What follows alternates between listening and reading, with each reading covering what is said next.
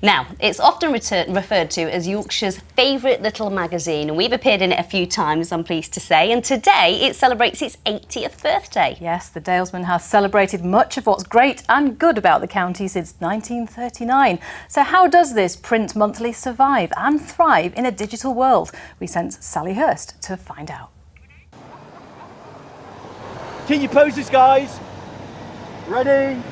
1, 2, 3, go! Recreating the past, current staff at the Dalesman pose in the dress of 1939 when the first issue was published at a cost of 3 and 6. Brilliant.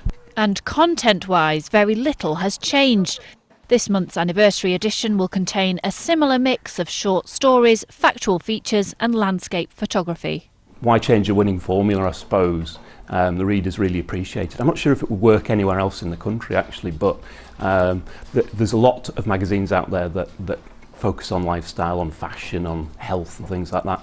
We're just pure Yorkshire, so it's anything of interest within the county. More about people, more about stories than sort of the lifestyle or luxury end of things.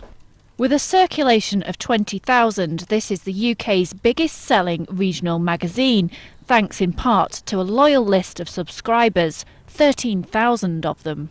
They're amazing. I love them. They ring you, they want to chat to you, they just want to feel part of something Yorkshire, especially the expats that live overseas, the ones that live down south. You know, they ring, they say it's lovely to speak to somebody from Yorkshire with the Yorkshire accent, with just the laugh and the joke. It's great. It's great. You can see that the format essentially stayed the same. Before the war and during the war we were called the Yorkshire Dalesman.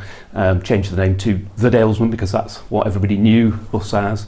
Dalesman. That's it, exactly. But yeah, essentially more or less the same template through the years. Which is part of its charm. But what about a new name for International Women's Day? Yeah, I mean, I wonder if my phone would be ringing off the hook with complaints if I was to change it. It's so much part of Yorkshire now, been there, that name since the 30s, you know, so it might be a bit of a controversial one if I was to do it. The very first edition of the Dalesman was made in the front room of one of these cottages behind me, and it really hasn't strayed very far from that chocolate box image. It's still about people, stories and rural life. But today, for one day only and hot off the press, we have just for us a very special anniversary edition of the magazine.